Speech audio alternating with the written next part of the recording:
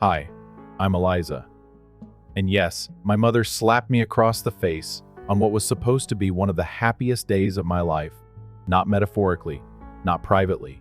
Right in front of a garden full of guests at my engagement party, moments before I was meant to walk down the aisle and toast my future. Why? Because I said no. I refused to give up my $50,000 wedding fund money that had been mine since I was 17, so my brother could blow it on his second chance at love and third attempt at stability. But this wasn't the start of the chaos. No, this was just the point where their masks slipped. The whispers, the fake emails, the attempts to sabotage my job, my relationship, everything. All to protect the golden boy, the one who always crashed but never burned, because someone else was always thrown in the fire for him. Turns out I wasn't the daughter, I was the lifeline. The sky above the vineyard was soft and peach-colored, with fairy lights strung above us like delicate constellations. The breeze carried hints of lavender and the earthy scent of tilled soil. It was a scene plucked from every Pinterest board I'd ever saved. Rustic tables, clinking glasses, laughter that warmed the afternoon air. But under all of that perfection was a current something I hadn't yet named, but felt. Dorian, my fiancé, stood across the patio near the bar, laughing with my cousin Miles. Rolled sleeves, champagne flute, that easy smile that made people trust him instantly. I loved that about him, how grounded he was, how real. He was my anchor, which was ironic, because everything else in my life felt like it was about to drift. My mother, Helen, was doing her usual political rounds, gracious, smiling too wide. The picture of Southern elegance in a lilac blazer that cost more than most people's rent.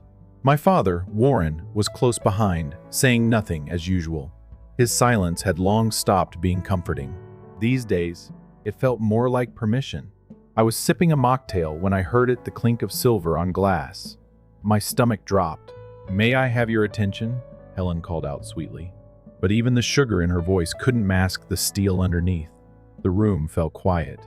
Dorian made his way back to me, sliding a hand gently onto my back. Helen raised her glass.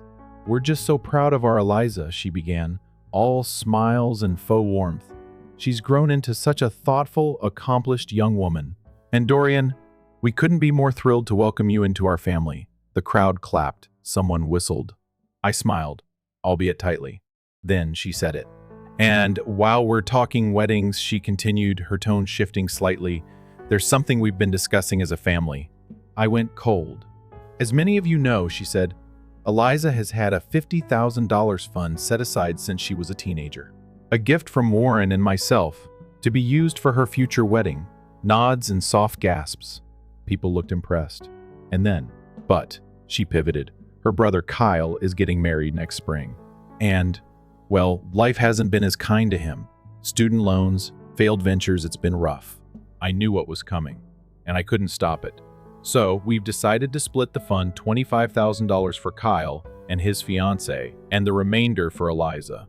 The silence was louder than the claps had been. I didn't move. I didn't even blink. "No," I said. Clear, measured. Some people chuckled awkwardly, thinking maybe I was joking. "I'm not sharing it," I added. "That fund was mine, you gave it to me. I've spent my life planning responsibly. I'm not giving it up because Kyle made bad choices." Helen's smile faltered. Kyle, standing near the dessert table, looked away with that trademark fake humility. He wore like cologne, overpowering and always slightly off. Helen stepped closer, glass still in hand. "We thought you'd be more understanding," she murmured. "You always had more than him, Eliza. Don't you think it's time to give a little back?" "Sharing isn't generosity when it's forced," I said. "It's theft dressed in pearls." She clenched her jaw, then turned back to the crowd with a brittle laugh. "Well, let's all enjoy the rest of the evening." The party limped along after that. Conversation felt forced. Smiles were strained. I stood near the pergola as twilight deepened, feeling like the ground had subtly tilted beneath me. Helen found me again, alone this time. "You should think about postponing," she said quietly. I looked at her. "Why? Because Kyle's broke?" "Because it would show maturity," she replied, "and grace. It's not just your day. It's a family milestone." "No," I said, voice firm. "It's my wedding, and I'm done making it about everyone else." She didn't argue. She just turned and walked away, leaving behind the scent of lavender and lies. Later that night, back at our townhouse, I opened my wedding binder to a blank page and stared at it. Nothing came. No excitement, no inspiration, just dread. This wasn't how it was supposed to feel. I whispered into the quiet, "This is supposed to be my wedding, but it already feels like a negotiation." And something inside me cracked. Not from pain, but clarity. They weren't trying to help Kyle.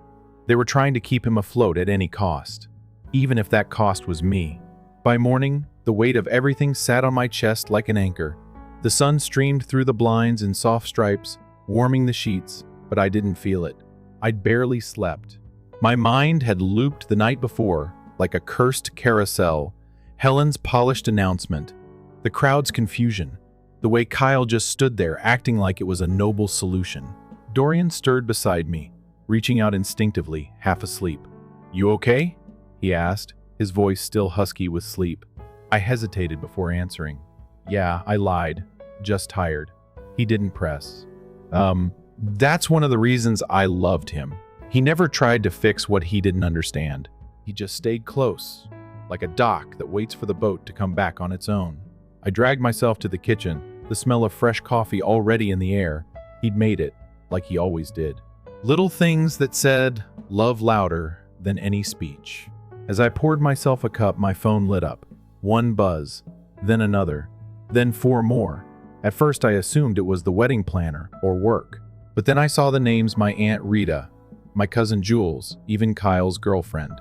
The first message read, "Eliza, he's your brother. Maybe think beyond yourself for once." The next one hit harder. "Cold move at your own engagement party. That's supposed to be about family." And another, "He would have done it for you." I set the phone down, the screen face down, like that could make it all stop. I hadn't said a word online, I hadn't posted, I hadn't explained. But somehow, the family chat had already picked its villain. And it wasn't Kyle. Dorian handed me a piece of toast I hadn't asked for. "She's working the phones, huh?" I nodded without lifting my eyes. "I'm the selfish one now," I said softly. "Kyle's the underdog. And I'm the cold-hearted sister ruining the dream." He leaned on the counter, crossing his arms. "Let me guess. They forgot the part where you actually saved that fund for a decade." I smiled, but it was tight and brief. Apparently, that part doesn't matter. I spent the next 2 days trying to shake it off. I buried myself in errands, busy work, anything that didn't involve a screen. I even reorganized the entire pantry by expiration date. But no matter how many drawers I cleaned, the silence from my parents felt louder than anything. Except it wasn't really silence.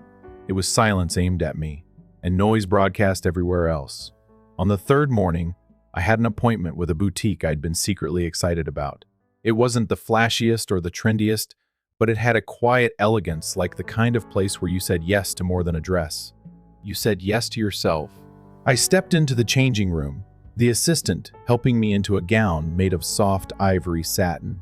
Lace climbed my shoulders like vines, delicate and strong. As I turned toward the mirror, something about the reflection felt right for the first time in days. I looked like someone ready to start something real. Then came the knock. "Miss Lorne?"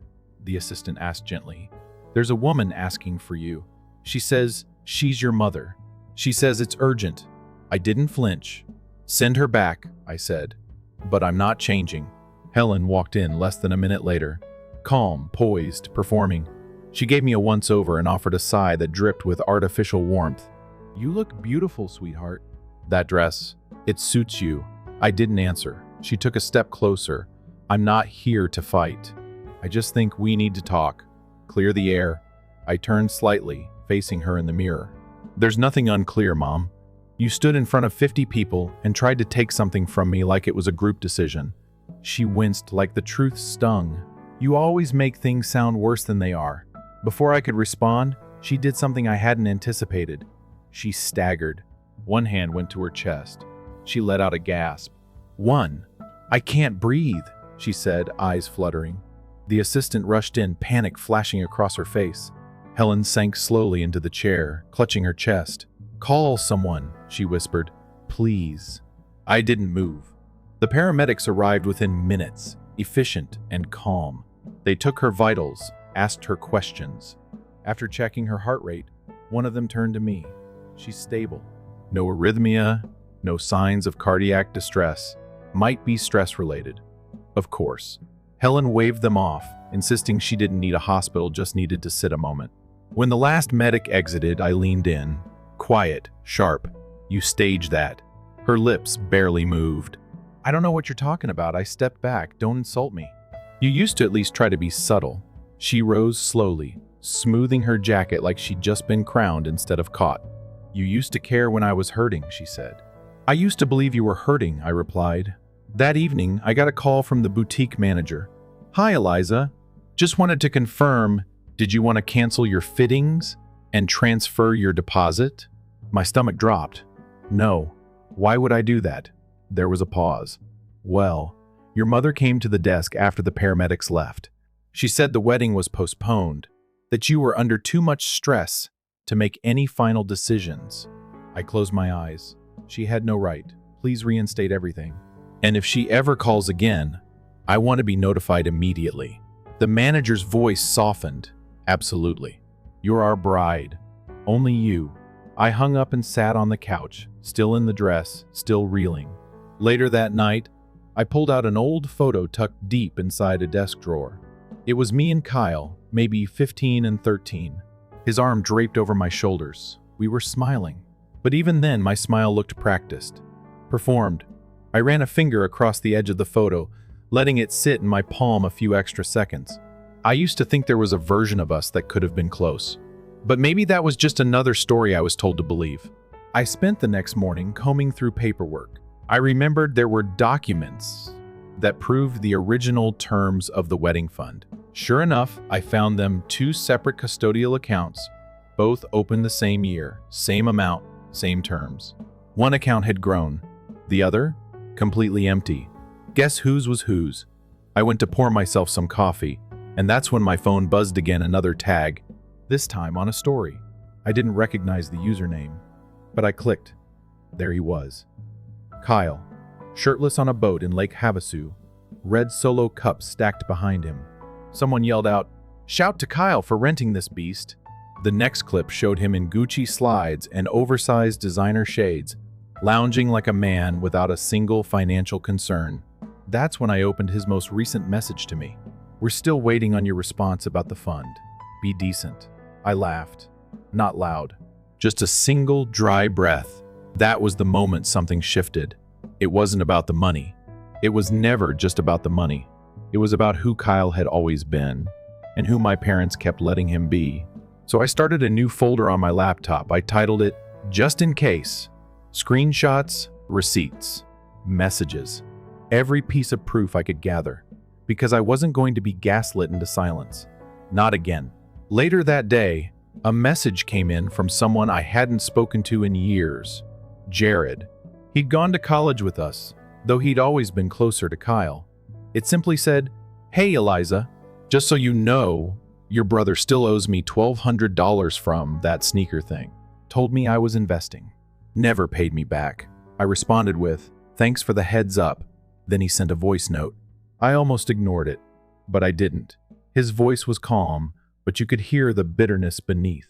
"Your brother's been scamming everyone for years, including your parents. He's not struggling. He's addicted to appearances. I used to think he'd grow out of it, but now I think he just learned how to play the game better." I sat there, frozen, and for the first time in weeks, I didn't feel cornered. I felt clear. By the time the sun had started slipping behind the trees, I was still sitting at my kitchen counter, laptop open, documents spread out like a war map. My phone buzzed again, this time with a voicemail from Melissa, my cousin. I didn't even think before pressing play. Her voice was low, hesitant. "Hey, Eliza. I just wanted to say I'm really sorry about what happened with you and Dorian.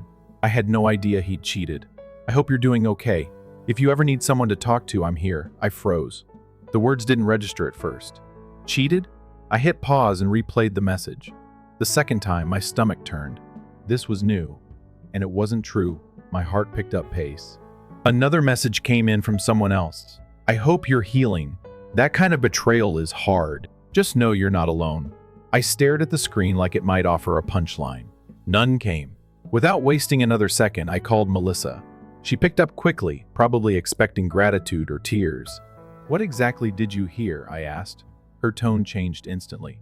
"Your mom called. Said the wedding was off. Said Dorian had been unfaithful.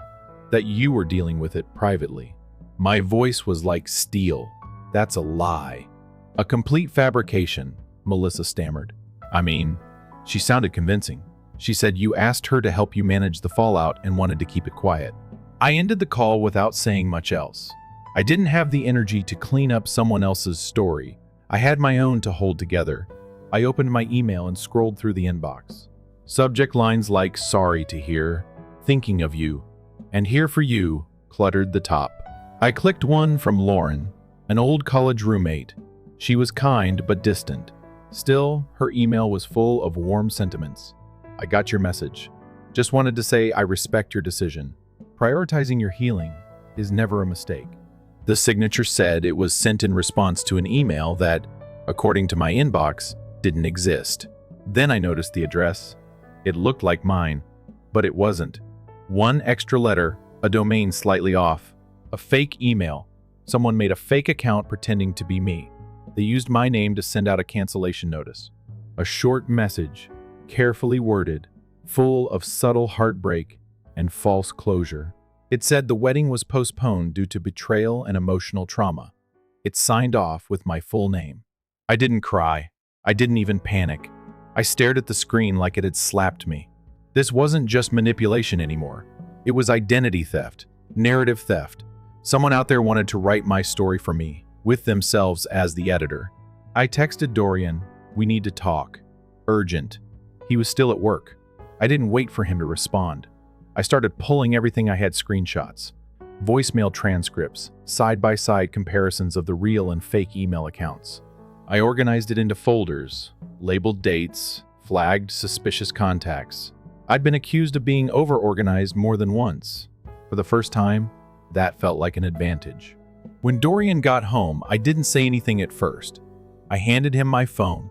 He read the messages, played the voicemail, and then opened the fake email.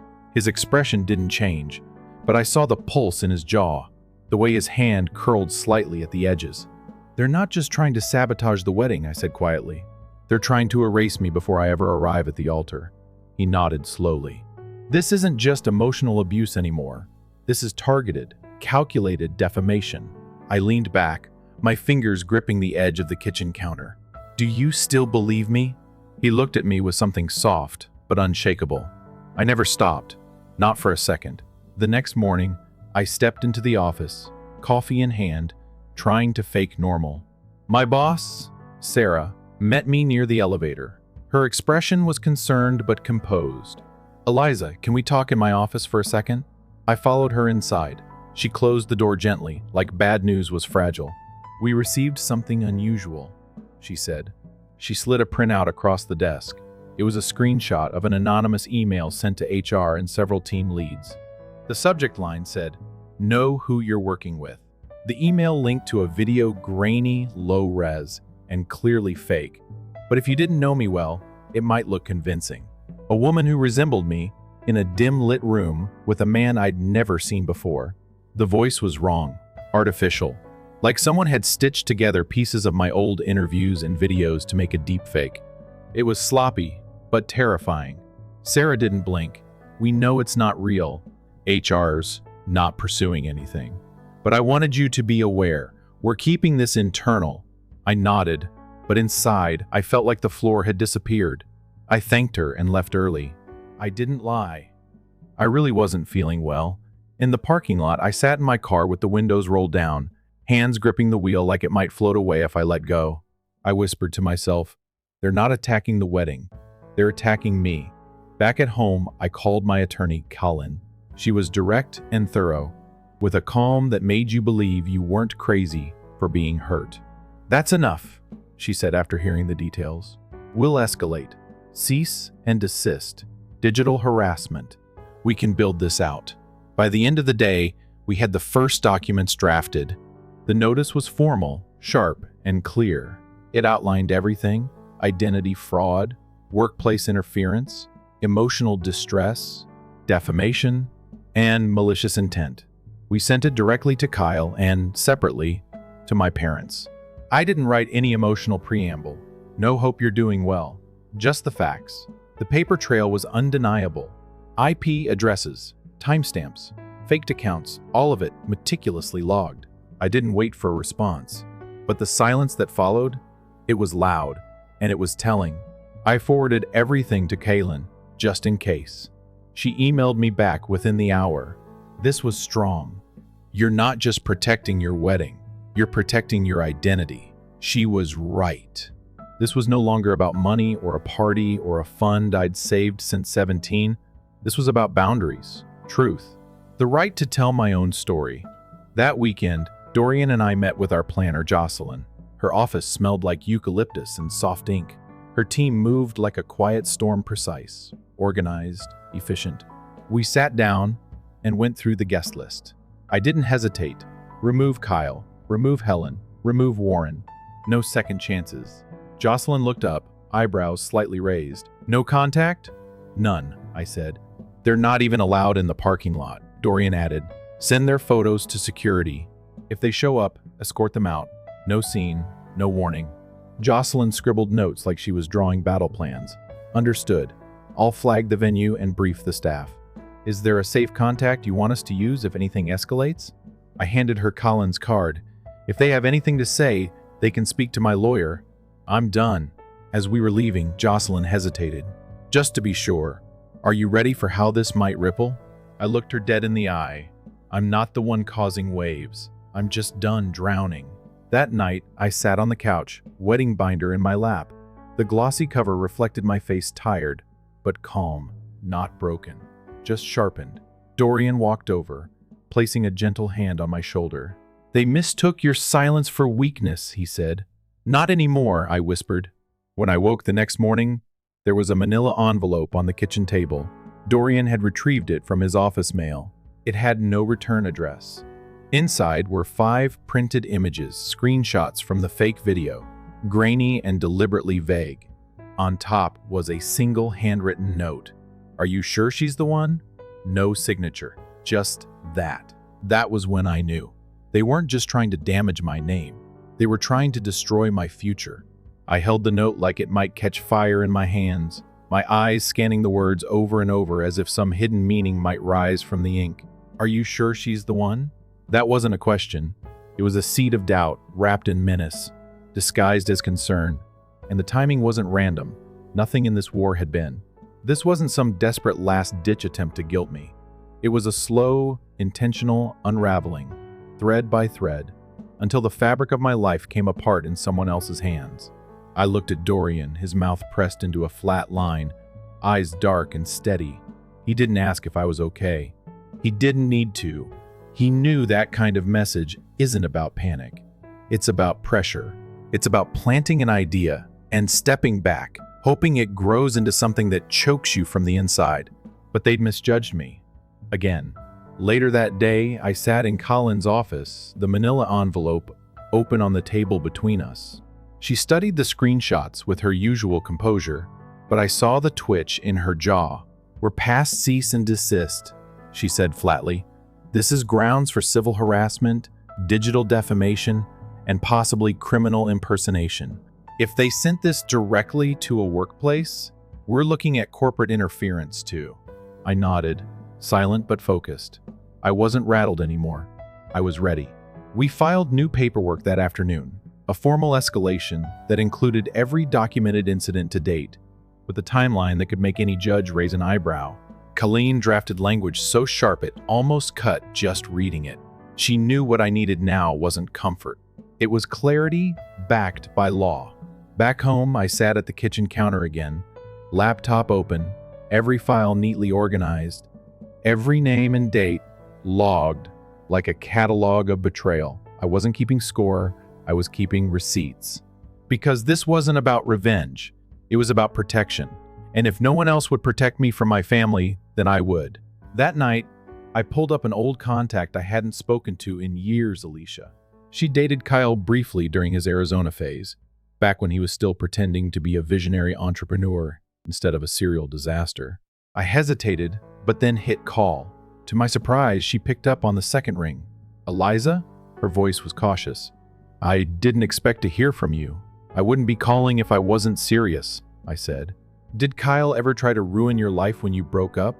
There was a pause, then a laugh, dry and low. "You mean the fake Venmo requests? The messages to my boss calling me unstable?" "Yeah. I lived that movie already." "Why?" I exhaled. "He's doing it again. But this time he's using my parents to co-sign the chaos." She went quiet for a moment. "If you need anything, I kept screenshots. I never deleted them. I just didn't know who to send them to." I smiled, not because it was funny, but because I finally wasn't the only one holding the match and the fuel. "Send them to me." It's time someone else started talking. Over the next few days, more puzzle pieces fell into place. Messages Kyle had sent to vendors under fake emails.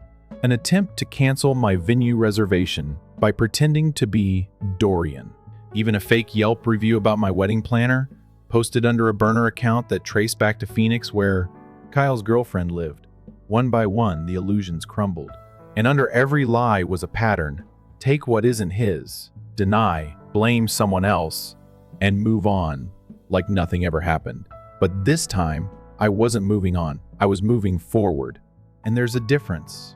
The turning point came the following Thursday when I received a message from Jolene, my cousin who never fully picked sides but always seemed to know what was going on behind the curtain. "Heads up," she texted. "Your mom was at the venue today. Staff said she asked about delivery schedules and catering drop-off times. They didn't give her anything, but she's planning something. Be ready." I didn't respond immediately. I just stared at the message, my mind already cataloging what could happen. An uninvited arrival, a public meltdown, maybe even a last-minute attempt to block the ceremony. And for a second, I felt tired. Just deeply, bone-wearily tired.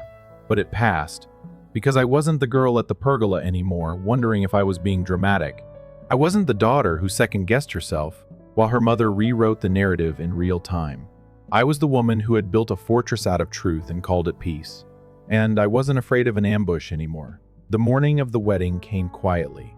The sky above Flagstaff was soft and cloudless, a cool breeze sliding in through the pine trees. The venue buzzed with movement, white chairs lined up in tidy rows, floral arches wrapped with lavender and ivy, soft string music floating on the air. In the bridal suite, my stylist adjusted the final curl in my hair, her hands gentle but steady. I didn't feel nervous. I felt anchored. Like no matter what happened next, I knew exactly who I was. No illusion could shake that now. Dorian was already outside, pacing lightly near the altar, checking his watch every few minutes. Not out of nerves, he was waiting for something unspoken. We both were. At 1:12 p.m., my phone buzzed. Jolene again. She's here. With Kyle, they tried to go around the side gate. I showed the text to Marcus, our head of security, who nodded and stepped outside. Within minutes, they intercepted them near the service path. Kyle raised his voice, talking about family and forgiveness.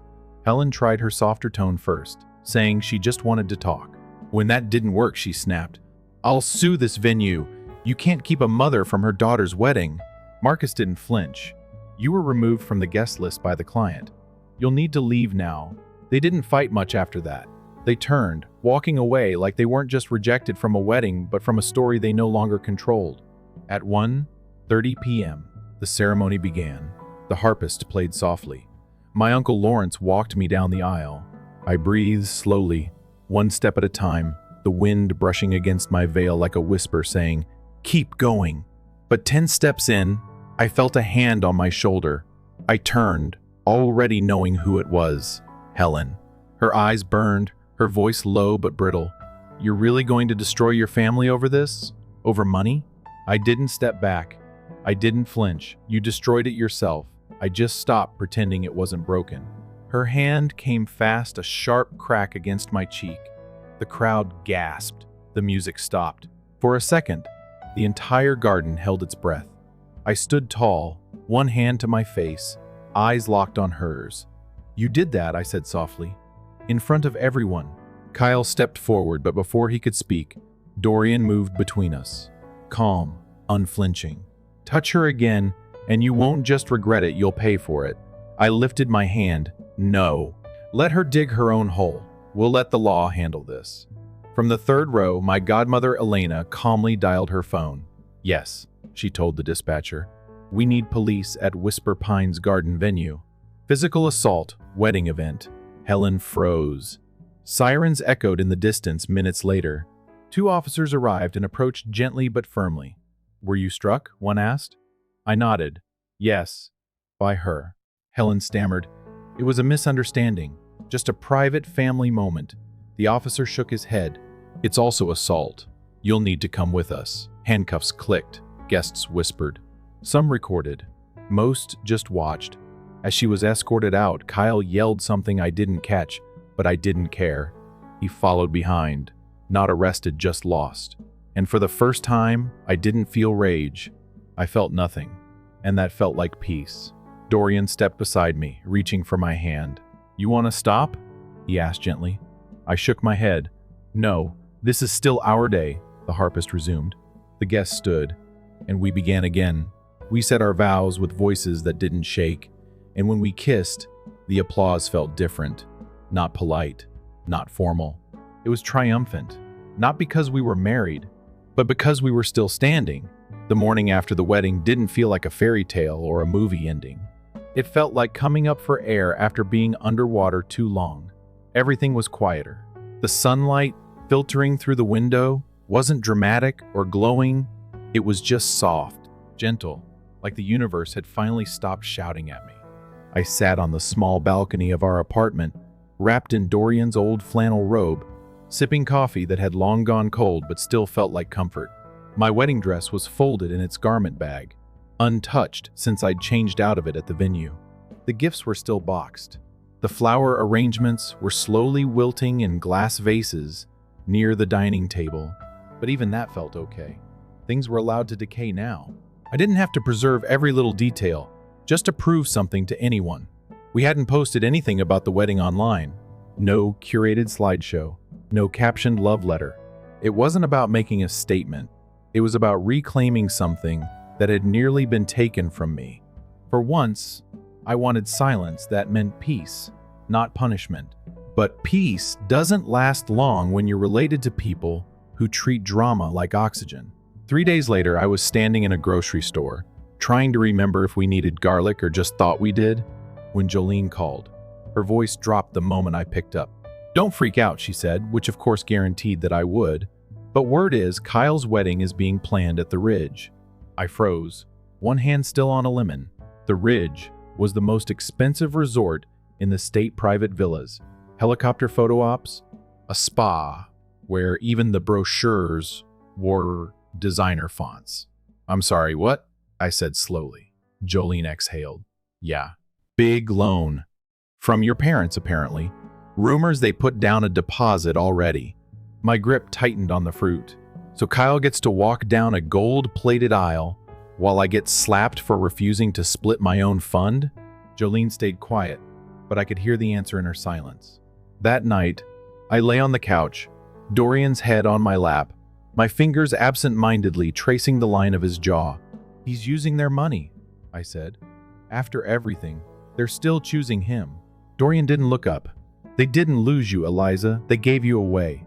And they didn't even ask what it would cost. I didn't cry. I just let the truth sink in like a stone settling in deep water. Later, when I opened my phone, I saw a text from my father. Just 4 words. Sorry it went that far. No context, no apology. Just that usual brand of avoidance wrapped in artificial remorse. I stared at the message, then tapped and held the thread until the block option appeared. It didn't hurt. It didn't feel like anything. I blocked both him and Helen. From now on, if they wanted to talk, they could talk to Kaylin. I was done playing translator between delusion and reality. A week passed, then 2. Slowly, word began to spread. Not through me, but through the small fractures in the family's perfect image. People started declining Kyle's invitation. Some gave polite excuses. Others were direct. After what they did to Eliza, I'm out. Aunt Marla posted a cryptic Facebook status. There comes a time when protecting someone's failure means losing someone who's always been good. No tags, no names. But the message was clear, and this time, I didn't rush to fix it or clarify. I let it breathe. Because the version of me they had built, the selfish daughter, the unstable bride, the cold sister, that version didn't hold up under real light. It shattered. One night, while Dorian and I were walking through downtown Flagstaff after dinner, I stopped mid-step and said, "I want to change my name." He tilted his head, watching me. "To what?" I smiled. "My grandmother's maiden name. Before any of this became a performance." He nodded. "Then we'll do it. Whatever helps you feel like yourself again." The next morning, we filled out the paperwork. Simple, quiet, permanent. I didn't need to burn bridges. I just needed to stop setting myself on fire to light paths for people who never planned to walk beside me. A few days later, while organizing receipts from the wedding, I realized something. After everything, the dress, the venue, the cake, the security, we still had just over $6 left from my original fund. I looked at the number on the statement for a long time. I didn't want it sitting there anymore. It felt like a relic from a life I no longer wanted to return to. When I brought it up to Dorian, he didn't hesitate. "What do you want to do with it?" I told him about a nonprofit in Prescott that helps women leaving emotionally abusive families, legal guidance, transitional housing, therapy. "I want to send it there," I said. "Turn the wreckage into something that saves someone else." He blinked slowly, then reached for my hand. "That's the best thing you could do with it." So we did. We signed the paperwork, sent the check. I included a small note. Healing doesn't mean forgetting. It means remembering who you are and refusing to apologize for it. We didn't take a photo of the donation. We didn't post a caption. Some things are just for your soul. When we got home, I opened my laptop for the first time in days. One message stood out in my inbox. Subject: "Please talk to me. I miss you." Sender: Marvin Lorne, my father. I didn't open it. I didn't need to. I knew exactly what it would say. I simply forwarded it to Colleen, archived the thread, and shut the lid.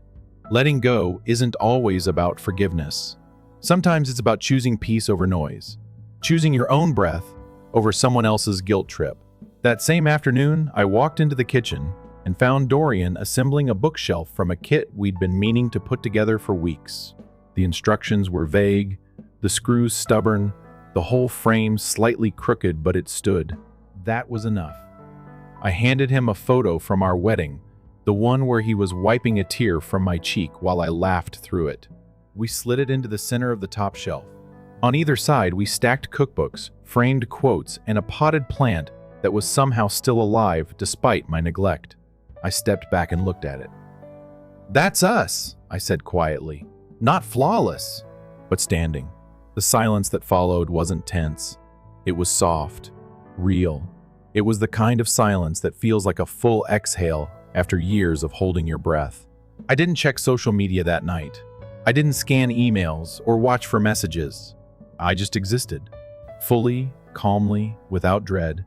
Then, as if the universe wanted one final test, I got a message from Dreama, a family friend who had always been in the periphery of the drama but never played a direct role.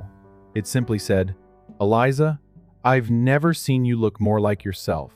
I hope you stay there." I read it twice, then once more for good measure. I didn't respond, not because I was cold, but because I didn't need to. That message wasn't a lifeline. It was confirmation. Later that evening, Dorian surprised me by hanging our wedding vows above the bed. He'd printed them in soft ink, framed in reclaimed wood. One line was highlighted. "Love doesn't keep score, but it remembers who showed up when it mattered." I touched the glass lightly, tracing each word with the tip of my finger. We weren't perfect, but we were whole. Not because we were untouched, but because we had been tested, and we chose not to break. A week after we donated the remaining wedding fund, I stood outside Hope Circle, the women's center in Prescott. The building was modest, almost hidden between two larger medical offices, but there was a calm around it, a stillness that felt earned. Dorian waited in the car while I went inside. A counselor with kind eyes and sun-worn hands greeted me and thanked me for the donation. I told her no need to thank me. Just use it for someone who thinks they don't have choices. She nodded and asked if I wanted to leave a message with a gift. I paused for a long moment, then said, Tell them healing doesn't mean pretending it never hurt. It means choosing not to let the pain speak for you anymore. She smiled, and something in my chest finally let go. On the way home, the sun set behind the mountains in long golden lines. I rolled down the window and let the wind tangle my hair without fixing it. Some messes don't need cleaning. Some just need space to breathe. Back in Flagstaff, life began again, not with some grand declaration, but with little rituals. Sunday pancakes with too much syrup. Dorian humming off key while folding laundry. Quiet walks through neighborhoods we didn't know yet. The boxes from the wedding were still stacked in the hallway, untouched. And for once, I didn't feel guilty about not rushing to sort them. Not everything needs to be unpacked all at once. Sometimes the healing is in knowing it can wait. The morning light kept showing up whether I checked my inbox or not. The plants by the window kept leaning toward the sun, without anyone telling them which way was right. And I started to remember how to live without preparing for a battle. But closure doesn't always mean silence. Sometimes it comes in waves, in whispers, in loose ends that show up when you least expect them. 3 weeks after the wedding, I received a package with no return address. Inside was a thick invitation on heavy paper, cream-colored with embossed lettering. Kyle and his fiancée were officially inviting me to their ceremony at the Ridge. The irony was almost too rich to taste. A handwritten note accompanied it, unsigned but familiar. It said, "We're starting over. Maybe you'll see that eventually." I didn't respond. I didn't need to. The gesture wasn't a peace offering. It was a performance, just like everything else had been. And I wasn't in the audience anymore. A few days later, Colleen forwarded me an update from the local courthouse. A formal complaint had been filed against Kyle, nothing explosive. Just the beginning of a civil inquiry involving misrepresentation and electronic impersonation. The lawyer for one of his former business partners had finally had enough. I read the document like I was reading someone else's story, detached, observing. There was no thrill, no satisfaction in it.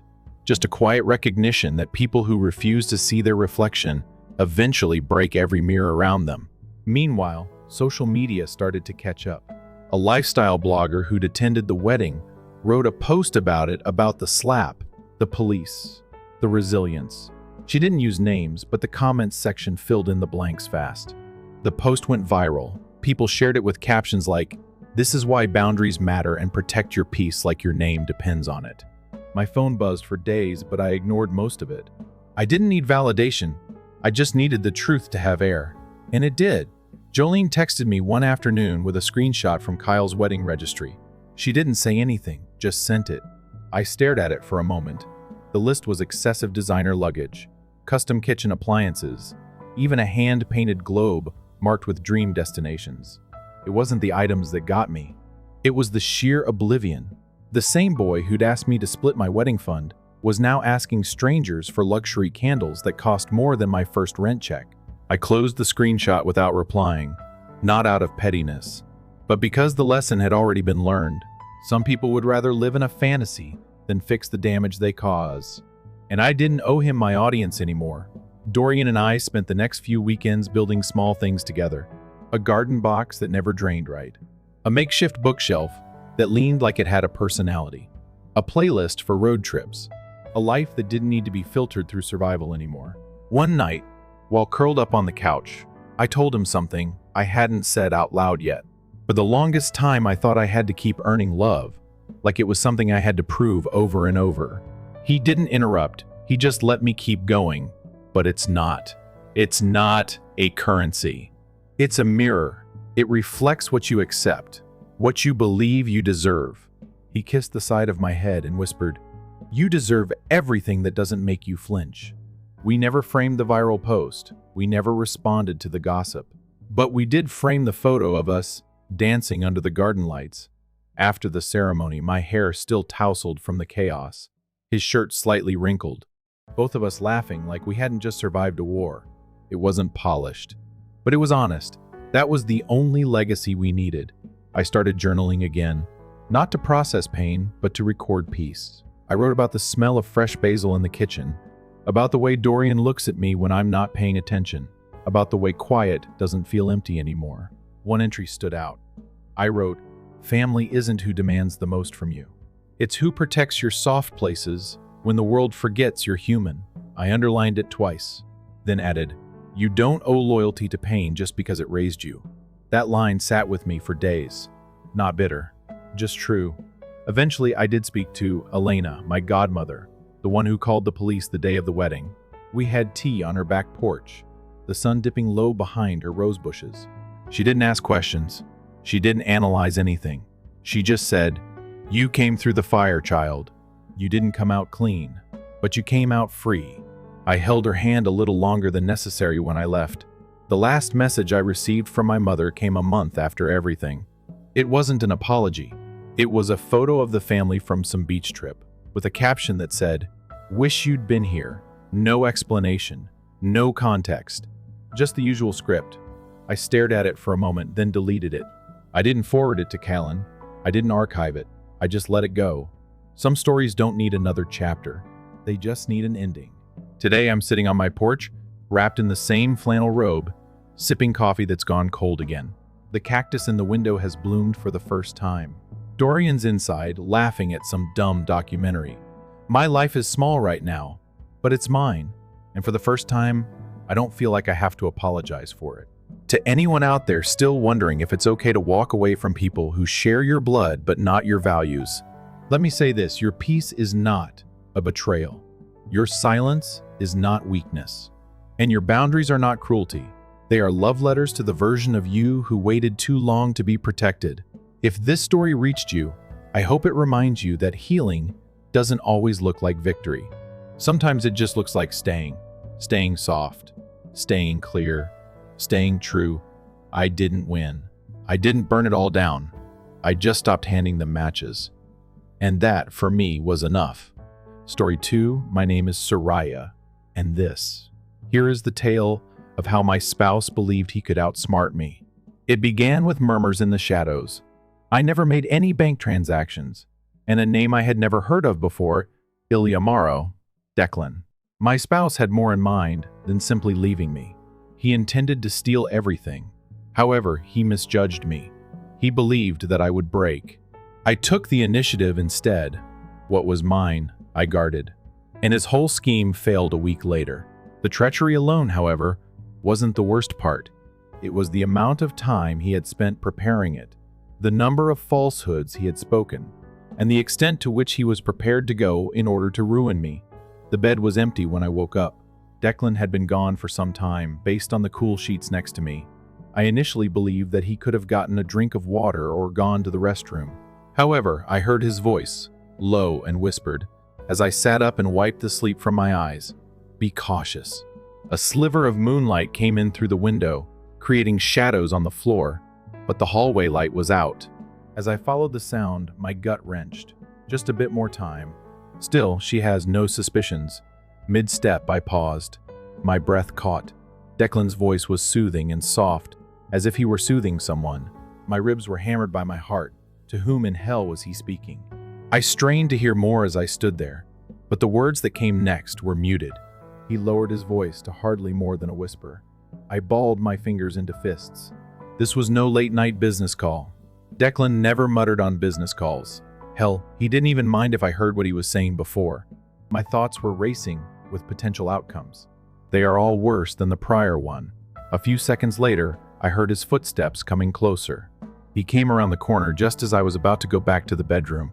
I crawled beneath the blankets and pretended to sleep, but my pulse was pounding. I felt the dip in the bed a moment later.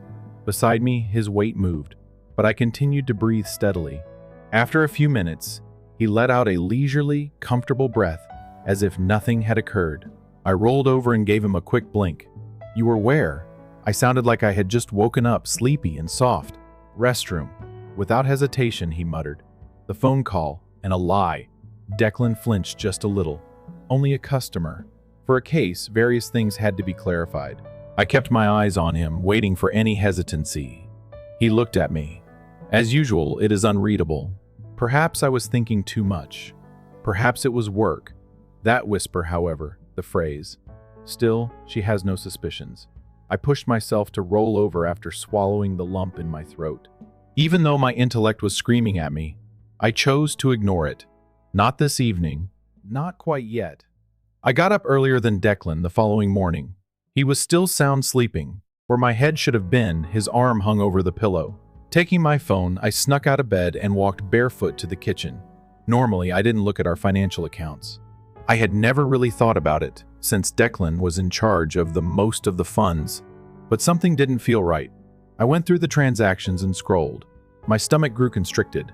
$500, $1,200, $750, $2,000. In the last 3 months, there have been 12 withdrawals. Despite their relative smallness, they are all common enough to cause concern. Declan and I split the cost of groceries, electricity, and the mortgage. However, we also kept separate accounts for our own expenses. These transactions had nothing to do with bills, investments, or anything we had talked about. My fists clenched around my phone as I took a trembling breath. I heard footsteps behind me. After swiftly locking my screen, I turned to see Declan scratching his neck while leaning against the doorway. "Good morning," he said, his voice heavy with slumber. "For breakfast, what?" I put my phone down. "That's what I was going to ask you." Grinning, he moved ahead to pour himself a cup of coffee. "Then I suppose it's your turn." His free hand was lying on the counter as I watched him take a sip. This morning, I looked at our bank account. Declan was momentarily frozen, just enough time. He squeezed the cup tighter, then he stifled a laugh. Additionally, there are several minor withdrawals. I folded my arms. Things I'm not familiar with. He hardly hesitated, only modest financial outlays. A couple of business prospects for business. Declan put down his cup and nodded. There is nothing to be concerned about. Gains for the short term alone. He was telling lies. I was aware. I just had no idea why. I made an effort to get rid of the uneasiness for the remainder of the day, but Declan wasn't cooperating. He was in the next room, answering calls while riveted to his phone. When he placed his screen on the table, it was always facing down, and each time I gazed at him, I got the impression that a wall had been built between us that had never been before. My thoughts wouldn't stop racing that night as I laid in bed and stared at the ceiling. Declan has always been a slick, self-assured man who could charm his way out of any situation. However, I'd known him long enough to see when something wasn't right, and it was unquestionably wrong. I looked over at him. He had fallen asleep already. He breathed steadily. His expression was serene, as if he had nothing to conceal. I wasn't persuaded. The words I had been attempting to ignore all day were uttered by a voice in my brain. Is anything truly wrong, or am I just being paranoid? Even when the early light came in through my window, the doubt persisted. I had slept through the whole night, unable to get rid of the uneasy sense that something was really off. I could still hear Declan's voice from the previous evening. The tone someone used when concealing something in plain sight was casual, dismissive, yet planned. My actions seemed robotic as I dragged myself out of bed and went about my daily ritual. I couldn't stop thinking about every conversation I had had and every warning sign I had disregarded in the previous few months. Then, as if nothing had happened, Declan walked into the kitchen. "Good morning, sweetie." He kissed my temple quickly and murmured that. I was thinking that, simply in case of crises, we should probably organize our finances. My fingers clenched around my coffee mug as I froze. Our finances, I carefully echoed. As if this were just another conversation, he sipped his coffee while leaning against the counter. For example, do you have a complete list of all of your assets, passwords, accounts, etc.? Everything should be kept in one location. I gazed at him, my heartbeat beating in my ears. Declan had never taken an interest in my own finances. Sure, we had a joint account for payments, but we always kept our personal funds separate. It was just the way we had always done things. I swallowed, forcing a neutral expression. I guess I could put something together. His lips curved into a small smile, but his eyes flickered just for a second. He nodded like it was no big deal before changing the subject entirely, but my mind was already racing. This wasn't about us. This wasn't about just in case of emergencies. Declan was preparing for something, and whatever it was, he didn't want me to see it coming. That evening, Declan was uncharacteristically relaxed. He laughed at the TV, scrolled through his phone like nothing was wrong, and even suggested ordering takeout. He was playing the role of a doting husband perfectly, and that's what made my skin crawl. Something had shifted in him, the way he walked, the way he spoke. It was all too easy to well rehearsed. Then it happened. Declan got up to take a shower, leaving his phone on the coffee table. He never left his phone unattended. Ever. I gazed at it, my heart rising. The screen was facing down, just way it had been for weeks. But then, as if the world was tossing me a lifeline, a notice flashed up the screen. A SMS message from a name I didn't recognize. Elia Moreau. I didn't have time to think. I grabbed for the phone, my hands shaking as I tilted the screen. Just enough to read the message preview. Just make sure she stays in the dark. Almost there. My breath caught. My chest constricted so rapidly it ached. The room suddenly felt smaller, like the walls were closing in on me. Who the heck was Elia Moreau? And what did they mean by almost there? My fingertips hesitated on the screen for half a second, just long enough for the craziest things to pass across my head. Was this another woman? Was Declan intending to abandon me? Was he concealing money? I heard the water go off. Panic surged through me as I placed the phone back precisely where it had been and collapsed into the couch, squeezing my knees to keep my hands from shaking. A minute later, Declan came back into the room, towel drying his hair. I pushed myself to look at him. He was so peaceful, so at ease, fully ignorant that I had just witnessed something I wasn't allowed to. "Did you decide on dinner?" he questioned, ruffling his hair. I swallowed hard. Not quite yet. He grabbed his phone without a second glance, unlocking it effortlessly. No hesitation. Like there wasn't a darn thing to worry about, but I knew better now. I spent the rest of the night attempting to rationalize what I had seen. Maybe that wasn't what I thought. Maybe it was a coworker, a business partner. Perhaps there was another reason for keeping me in the dark, something harmless, but I knew better in my heart. The parts were coming together, one by one. The money vanishing, the concealment. The call came through in the dead of night. The unusual interest he showed in my financial situation. That's when I should have challenged him. But I needed evidence if I was correct, and Declan was indeed concealing something so significant. Actual evidence. So I didn't say anything instead. I gave him a goodnight kiss and let him go under the blankets, as if nothing had happened. After that, I laid there speaking into the dark while holding my phone. Elia Moreau, who the heck is she? The question was still bothering me the next morning, eating away at every idea I had. Like a ghost going through the motions, I went about my daily ritual, but Elia Moreau was the only thing on my mind. I couldn't get the name out of my head like a puzzle piece that didn't fit but wouldn't go away. At breakfast, Declan sat across from me, contentedly browsing through his phone. I questioned whether he knew I had seen that message. If he did. He was a really talented actor. However, he looked up and grinned as though he could sense my doubt. "Can you sign anything quickly, darling?" My coffee almost suffocated me. "What's a sign?" With a soft voice, I asked. "Just a few tax-related financial updates." Sliding a paper across the table, he said. Although his tone was informal, there was an irregular rhythm to the way his fingers pounded against the table. A clue.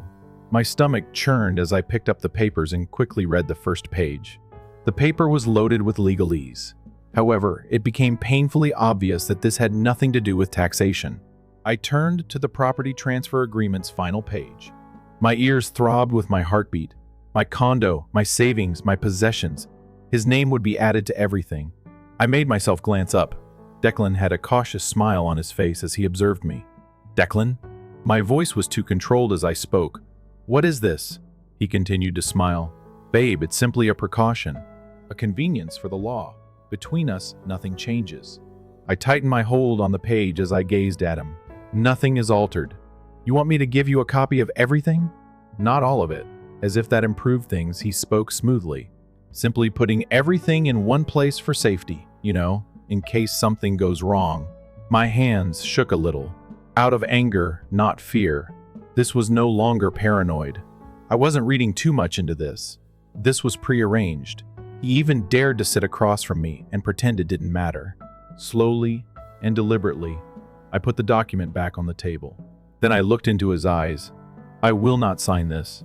For a brief moment, his jaw tightened and his smile wavered before he burst out laughing. "Don't be theatrical, Soraya. It's only paperwork." I didn't back down. "But why are you so anxious that I sign without first reading it?" His face grew stern. "Soraya, you really don't want to do this?" His voice was controlled, and low as he leaned slightly closer. However, beneath it was something. A threat. A warning. I stared at him without flinching. Is that dangerous? Declan took a moment to respond. Rather, he crossed his arms and leaned back in his chair, his face changing into a potentially unintelligible expression. A disquieting calm took the place of the smirk he had been wearing just moments before. His voice was too smooth to be measured as he said, "I just think you're making this harder than it needs to be." I suppressed my rage and maintained a neutral face. He continued to believe that he was in charge and that I was merely another move on his meticulously constructed chessboard. I allowed the silence to grow as I observed his idle tapping of his fingers on the table and the tiny movement of his jaw when I remained silent. He was awaiting my response. To become sentimental, to become alarmed, to shatter. I smiled just enough to make him shift uneasily, but not enough to give him the satisfaction he wanted. "Declan, you know what?"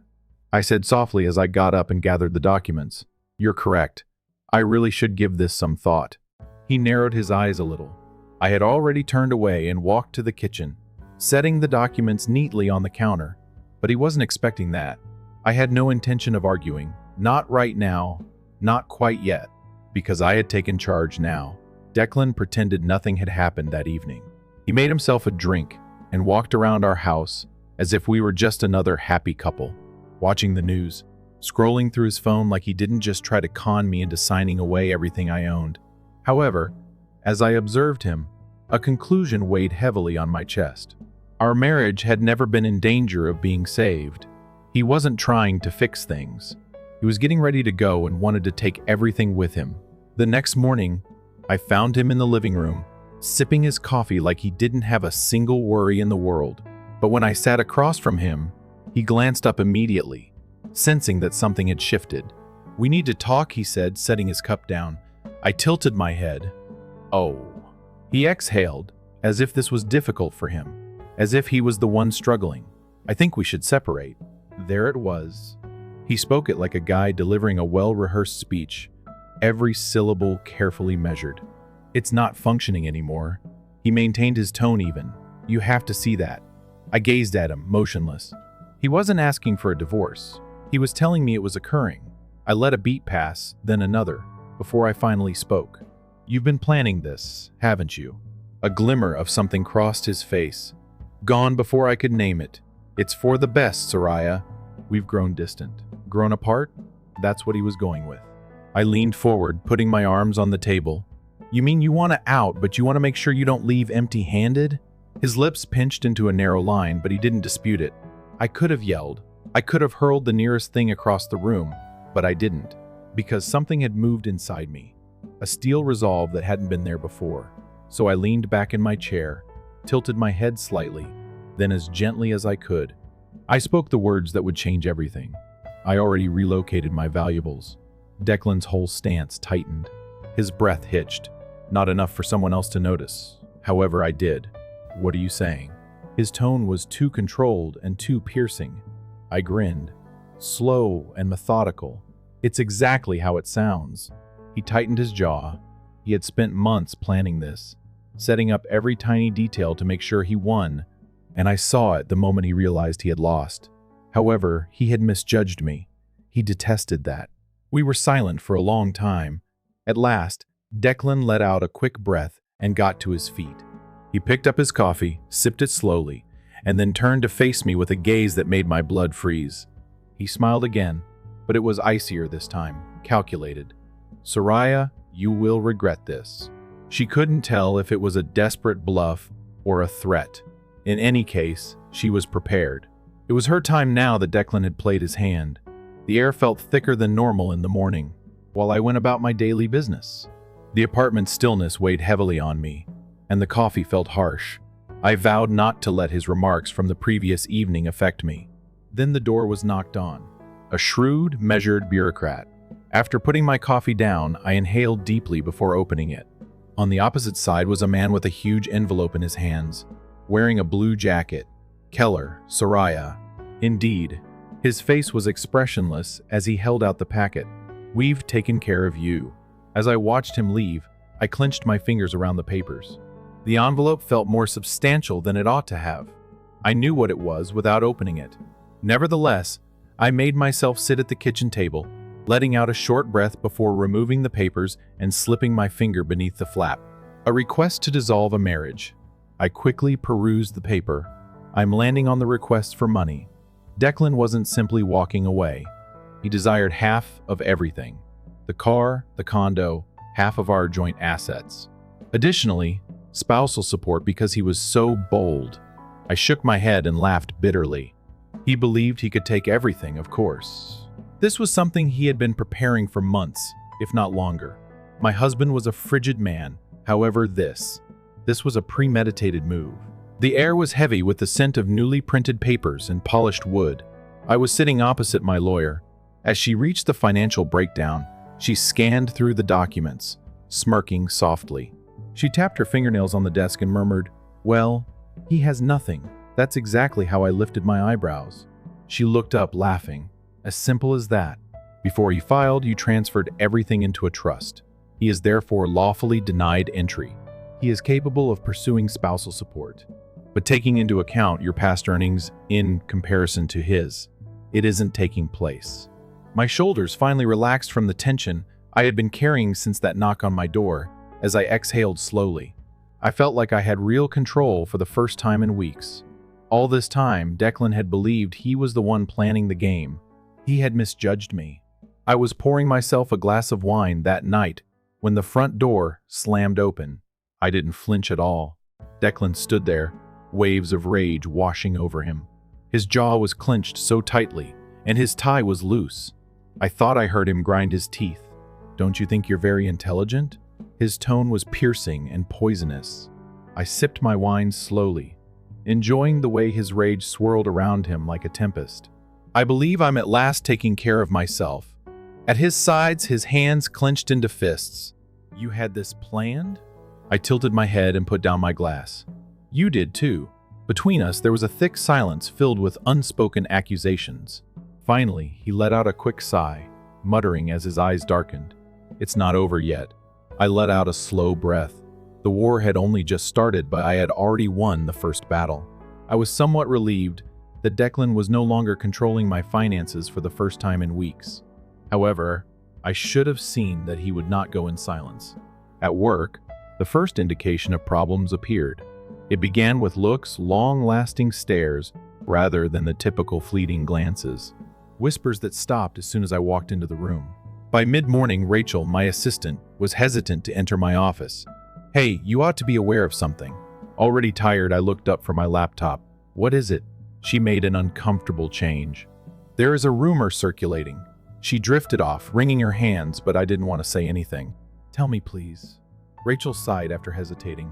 "You allegedly embezzled funds from your joint accounts." "That you were." She took a deep breath. "Money laundering?" I gazed at her. The remark struck like a blow to the head. "What?" "I don't think so," she said hastily. "Declan, however, he has been conversing with others. Mutual friends and lawyers. The word is getting out." Anger rose in my chest like wildfire as my gut wrenched. Declan had more in mind than simply stealing my money. He was attempting to destroy me. I was struggling to keep my composure by the time I arrived at my lawyer's office. This must end immediately. The stack of printed screenshots was slammed into the desk by me. My hands are trembling with anger. Patricia, my lawyer, looked at them and laughed dryly. "He's definitely desperate. He is disparaging me." "Yes, but that's useful." She tapped her pen against her desk while leaning back in her chair. "He exposes himself to defamation charges if he is circulating incorrect information. If he disregards it, we send a cease and desist first. We intensify." I tightened my jaw. "I don't want the legal proceedings to continue on. All I want is for him to quit." Patricia let out a sigh. "Soraya, he's attempting to lure you. He wants an emotional response from you." She is correct. I turned to see Beatrice standing with a knowing expression at the door. "Your next course of action cannot be dictated by him." As she said, she moved forward. "He wins because you respond too quickly." I nodded rigidly, swallowing my rage.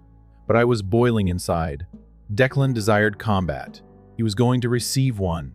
I discovered him in one of the most exclusive eateries in the city, La Rue, drinking and laughing with two coworkers. The impression of him sitting there, utterly unmoved, as if he hadn't been smearing my name in the mud for the last 3 days, made me furious. I didn't create any commotion. I refrained from screaming. I didn't have to. I just approached the table, leaned in, and muttered, "You don't know what you've just begun." For a brief moment, Declan's grin wavered, but he quickly covered it up with a casual smile. He used a handkerchief to wipe his lips, challenged glistening eyes. "Well, let's see what you have." I had warned him once again. I was done being fair now. Declan had been attempting to dominate, threaten, and manipulate me for weeks. I had always been underestimated by him. He was now taking one more shot, after ruining my name and failing to collect my money. A man who is desperate is dangerous. My phone rang in the middle of my morning coffee. Patricia. Before she had said a word, I responded, feeling the urgency. "You must enter," my attorney stated without introducing himself. Declan just submitted a request for a thorough financial audit. My body jolted sharply at the words. I cautiously put down my coffee and took a big breath. "For what reasons?" Patricia let out a breath. "He's alleging that you owe him money because you misused common finances. The point isn't that it's total rubbish. Naturally, it wasn't." I mumbled. "He's attempting to drain me. Legal charges, stress, and time. He is aware that he cannot win. He wants to exhaust me then." That's right. My chest twisted with a stinging bitterness. Declan was never an absolute winner. He played till his opponent was exhausted. "Not now. In an hour, I'll be there," I said, then hung up. Patricia had Declan's motion laid out on her desk, marked in red, by the time I entered her office. She looked up and said, "Here's the good news. Not a single piece of credible evidence supports his claims. The bad news? If the court accepts his strategies, this might still take weeks or perhaps months to resolve." I balled my fists up. "What should we do next?" She answered, "We counterfile and ask for an immediate dismissal. Additionally, we insist that he cover all legal fees, whether this is considered a delay tactic by the court." I grinned. "Come on, let's do it." I ended up sitting across from Declan in a courtroom 2 weeks later. His tie was a bit too tight, but he was well dressed. His smile was hardly disguised. This, he believed, was his time. First to stand was his attorney. "According to my client, Your Honor, Mrs. Keller may have wrongfully transferred assets in order to evade a just divorce settlement. We are asking for a thorough forensic examination of every financial transaction that has taken place throughout the last 6 months." I didn't respond. I didn't recoil. Patricia, as composed as usual, rose up and adjusted her spectacles. "Your Honor, before Mr. Keller ever filed for divorce, my client made all of his financial decisions. There is no proof of fraud or poor management." She pushed forward a heavy binder. "We further urge that Mr. Keller be held liable for all legal expenses and that this action be rejected with prejudice." Considering that this is obviously an effort at financial harassment, the judge's countenance was inscrutable as they took their time going over the materials. The atmosphere was quiet and anxious. Declan kept an eye on me, anticipating my wriggling. He didn't get the gratification from me. The judge glanced up at last. "The court determines there is no need for a thorough financial audit. The motion is turned down. Additionally, Mr. Keller will be liable for all legal expenditures related to this claim because there is insufficient proof." The gavel clapped sharply. Declan had just lost once again. Declan passed me silently outside the courthouse, but he whispered something loud enough for me to hear. "You think this is over? Simply wait." Even though I had won this round, I knew Declan had one more move to make. He's the kind of man that doesn't leave gently. They refuse to concede. They reorganize, rethink their approach, and return with something even worse. He had been planning this for too long, Declan, to let it go. Right here. It didn't take me long to figure out his last move. The following morning, there was a call. "We have an issue, Soraya," Patricia stated. I tightened my hold on the phone. "Now what?" A silence was followed by the shifting of papers. "Ilya and Declan have formally complained. You are being accused of financial fraud. They have proof that you have been fabricating financial documents for months." The breath from my lungs. I wouldn't simply lose money if this accusation were to hold up. There may be real legal repercussions for me. They turned in papers. Patricia went on in a strained voice. "You will be compelled to participate in a criminal investigation If the court finds this to be significant, the earth swayed a little. I forced myself to remain composed as I pushed my fingertips to my temple. What about the papers? Are they authentic? On the other end, a scarf? Not at all. They're good, though. They were doctored. Of course. Ilya. Declan's every action is guided by an unseen hand. But before I called you, Patricia said, I had Beatrice look at them. She also discovered something. A glimmer of optimism. What? The financial transactions had timestamps that she recognized. They were forged by someone, but they were unaware of a crucial element. At the time of the purported transactions, those accounts were non-existent. I ejected a sharp breath. That was it. The error that would destroy them was that one. Something sharper took the place of my dread. Declan desired conflict. All right, I was going to stop it. I had already decided by the time I got to Patricia's office. I was determined to do more than simply protect myself. I intended to bury them. I want to take the initiative. With my palms flat on her desk, I said, not only to have my name cleared, I want to defeat them. After examining me for a while, Patricia nodded. Well, we have enough to complete it. She indicated a folder. A forensic financial analyst was contacted. What Beatrice discovered was validated by them. The papers were altered. Sharp and content, she grinned. Thus, this is what we do. We submit a motion demonstrating the falsity of the papers. We then file a slander and falsification of evidence lawsuit against Declan and Ilya. I gave a nod. I also seek full damages. Patricia, obviously satisfied, reclined back. I was expecting you to say that. I had my final court appearance with Declan 2 weeks later. As Patricia presented our argument, I kept a careful eye on him. She was precise in her speech. The room echoed with her voice. These documents were falsified and used as proof against my client. We have unquestionable evidence that the stated financial transactions never took place. On the stand, the forensic analyst described each altered number and fictitious timestamp. Declan's attorneys wriggled. They were aware of their defeat. Then, the last blow was delivered. Patricia put the judge's desk down with a fresh folder.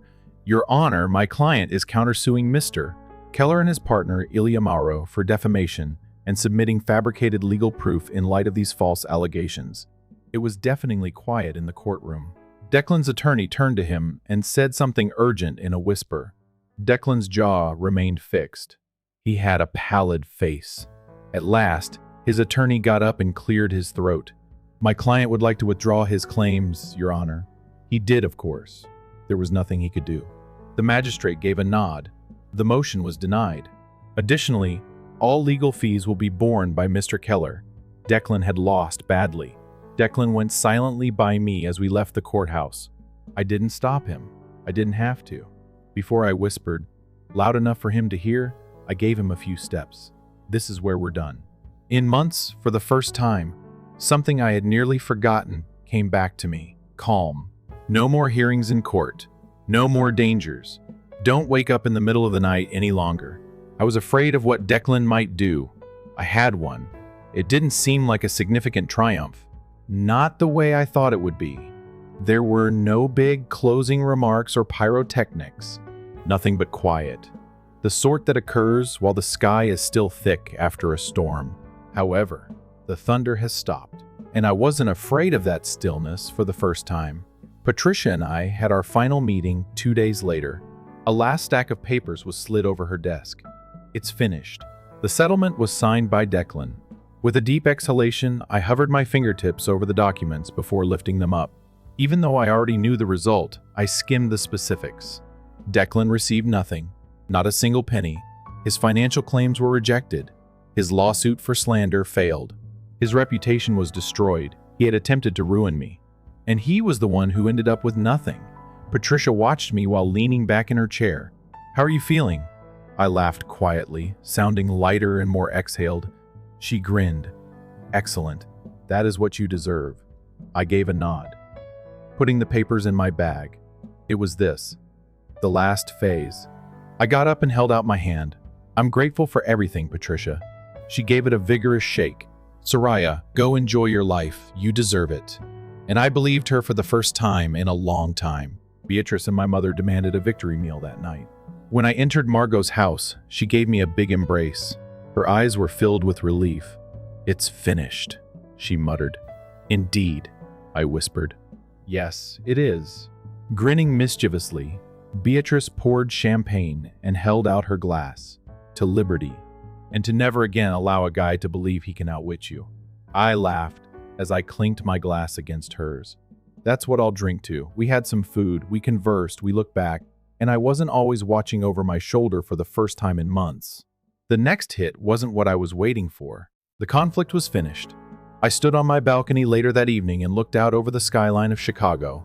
The city lights glistened, reaching far into the distance. It all felt different. The lady who had disregarded the warning signals was no longer me. She was no longer the woman who had trusted in the false promise of security and stability. I had misplaced items, have faith, time, the kind of love I believed I had, but my strength had increased. Clarity, command. On the table next to me, my phone began to vibrate. I looked at the display. Unknown figure. I didn't think twice. Blocked. I returned my attention to my laptop. A blank document is opened. A fresh chapter. A fresh tale. My tale. I muttered as I closed my laptop. "Now, here is my tale. Let me leave you with a thought to ponder before we conclude. We are often put to the test in unexpected ways by life. The folks who betray us the most are sometimes the ones we trust the most. Here's what I've discovered, though. Avoiding betrayal is not what strength is all about. What matters is how you bounce back from it. I could have allowed it to shatter me when I was on the brink of my marriage. I might have allowed uncertainty and fear to take over. But I decided to fight instead.